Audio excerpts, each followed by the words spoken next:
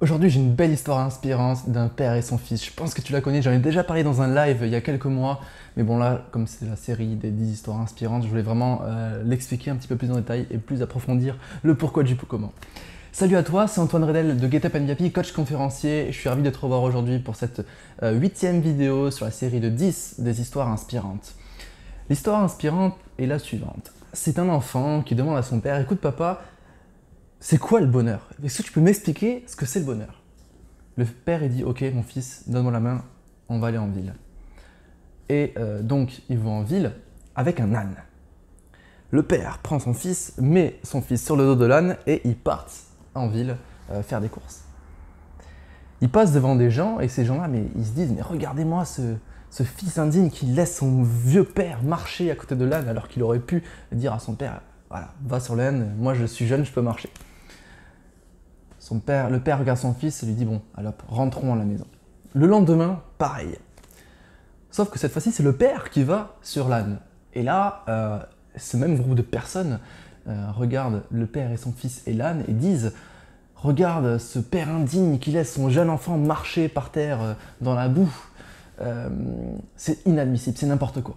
Donc, le père regarde son fils, lui dit, alors rentrons à la maison. Le surlendemain, le père, l'âne et le fils repartent en ville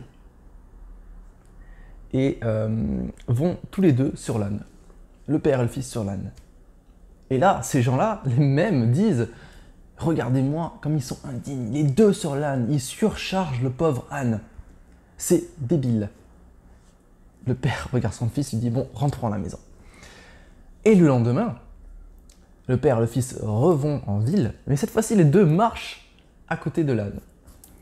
Et le même groupe de personnes, comme tu peux l'imaginer, voient le père, le fils et l'âne passer et disent « Mais n'importe quoi, ils ont acheté un âne, ils ont un âne, mais ils ne s'en servent même pas. C'est débile. » Et là, le père rentre à la maison, promis, c'est la dernière. Hein. Le père rentre à la maison avec son fils et regarde son fils et lui dit « Bon, tu m'as demandé il y a quelques jours de t'expliquer ce que c'était le bonheur. Voilà. Peu importe ce que tu feras dans la vie, il y aura des gens qui seront là pour te critiquer. Donc le bonheur, qu'est-ce que c'est? C'est fais ce que tu veux, fais ce qui te semble être juste pour toi et sans te préoccuper du regard des autres.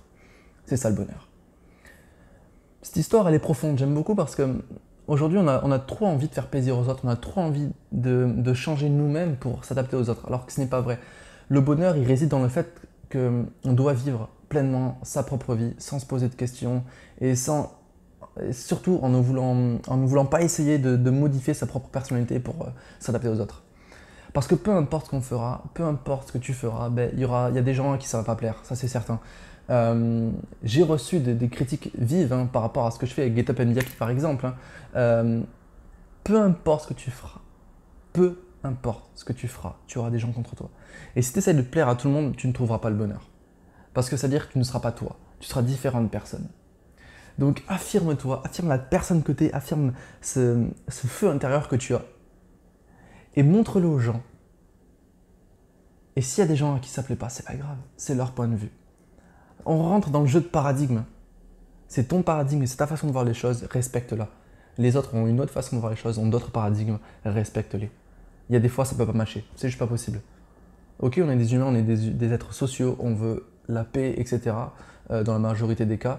Mais il y a un moment où on ne peut pas matcher avec certaines personnes, c'est pas possible. Donc, autant vivre avec cette conscience et se dire, bah, c'est pas grave, je vis ma vie, point barre.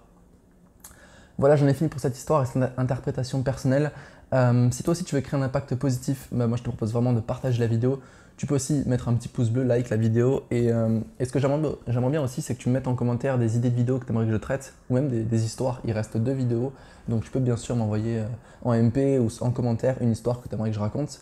Et puis tu peux aussi télécharger mon ebook, les 7 principes qui ont changé ma vie, il y a tout dans la description. Et puis voilà, n'hésite pas à liker ma page si tu veux voir les prochaines vidéos, les prochaines citations, etc. Ou si t'es sur YouTube, ben n'hésite pas à t'abonner. Je te dis à très bientôt, ciao. Et n'oublie pas que tu es une personne extraordinaire. Sois toi-même, sois le vrai toi. Fais vibrer ton feu intérieur et n'essaie pas de ressembler aux autres parce que sinon il est certain, comme j'ai pu le dire, que tu ne seras pas heureux. Et vis pour toi, c'est tout. Relâche la pression et n'essaie surtout pas de plaire aux autres. De toute façon, À quoi bon? Ça ne sert à rien. Tu dois te plaire à toi. Faut être un petit peu égoïste dans la vie. Allez, ciao.